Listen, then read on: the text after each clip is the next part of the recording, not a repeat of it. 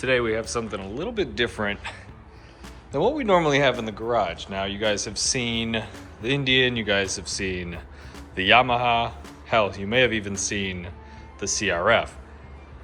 But this is a new one. So I just took delivery of this for my buddy who picked it up out of state, and I think the bike only has 1,500 miles, but what makes it extremely special, short of it being a lowrider ST, is this tobacco fade paint. And I don't know if it's picking up on camera, but there is a ton of pearl effect in it. But being a bike that was just shipped across country, there's fingerprints and marks everywhere. So we're gonna spend some time today detailing it, but I did wanna kind of walk around the bike because there's not many of these. I need to get the stats on build numbers, but there's just so many unique features on it. And kind of details, I should say.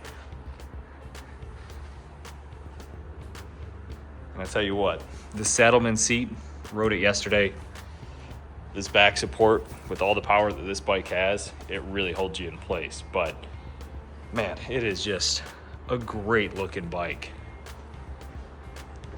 I would say top 10, maybe even top 5 favorite paint schemes I've ever seen on a bike. Curious what you guys think. Okay, so obviously you're going to want to polish this whole thing. This being set in, you're not going to want to let the polisher go across it because it's going to take a lot of difficulty trying to pull wax out of those little cracks. So we'll just try to avoid that area. But my buddy has said, and I kind of agree with him, this reflector is kind of pointless. I think this is a US DOT required item. And in order to get this off, it is just held on by adhesive, but so you don't hurt the paint or anything, you're gonna wanna heat this up. Now, like I said, I'm gonna use a hair dryer and some fishing line and kind of go from there. And actually, let me heat it up a little bit first, get that going, and we'll go from there.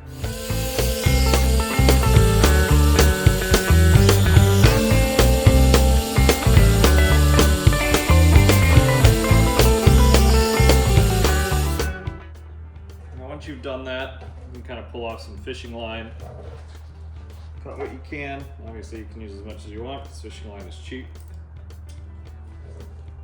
Just enough to make sure you can get behind it and wrap your hands around it. So I'd rather have too much than too little. Let's see if I can cut it.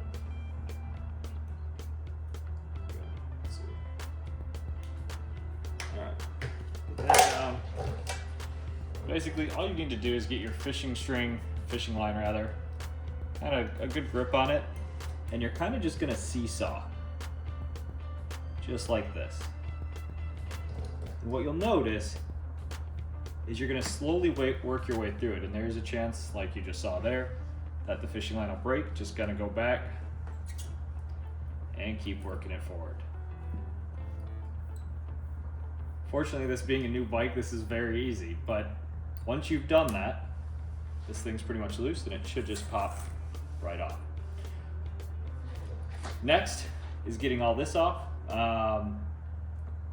We're gonna be polishing the paint, so you can kind of use your nail and don't be too scared of scraping the paint. But we'll work all this off, probably get some Gooby Gone on here, and go from there.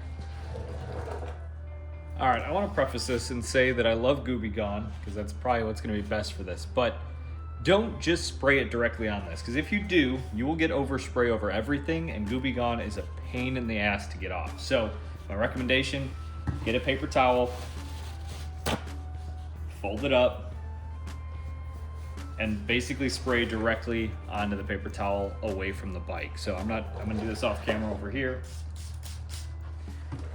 I got plenty of Gooby Gone on there, and this is kind of the gel stuff, so it's supposed to stay on a little bit longer. I'm just gonna kind of let it soak on here and let it sit.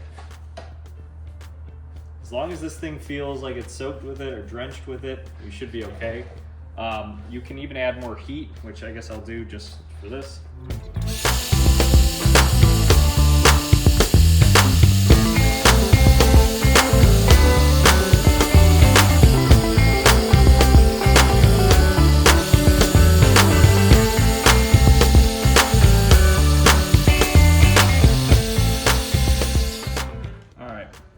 said, now that it's hot, you can kind of just peel this off, and you kind of saw me working it while I was heating it. That's kind of the plan, or the goal rather, because you can get this then off in like these nice chunks of glue, for lack of a better term. And maybe I'll just make this a separate video, who knows. But removing these reflectors, a lot of people ask, and that's kind of how you do it. If I had the right tools, my recommendation is, like I said, I can't find it right now, but the recommendation is definitely have like a plastic razor blade. It's not gonna hurt the paint as long as you keep it lubricated. If you are using a plastic razor blade, make sure this is completely wet, as wet can be, because wet's gonna be your best friend in this process. I'll bring you guys a little bit closer here with the inspection light so you can kind of see what the final kind of scraping looks like. And again, it's just layer by layer. You want to break this down. Fortunately, my nails are just long enough where this works, but I'd recommend that plastic razor.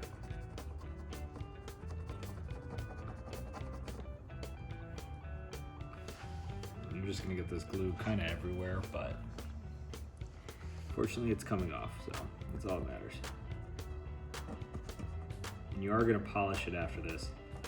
We gotta polish the whole bag anyway, so as you saw, my test spot worked kind of on top, but before I do the front here, I wanna make sure that we have this all complete. And God forbid we get glue in our polish, because that would just spread this stuff everywhere. And that is not the goal. So, wanted to show you that. I'm gonna hit this a few more times with Goo Gone and we should be set. I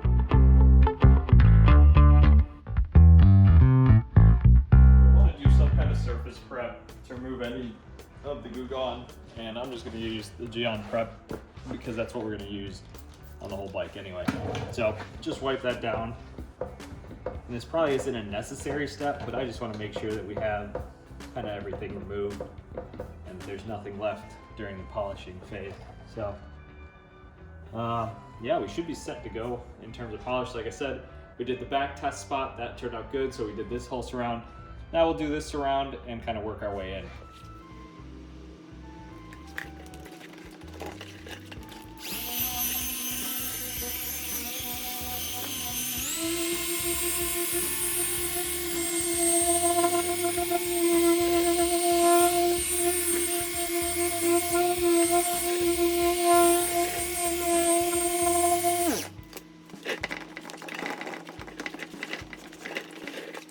Okay, so the tedious project of getting the reflector off and this bag polished is complete.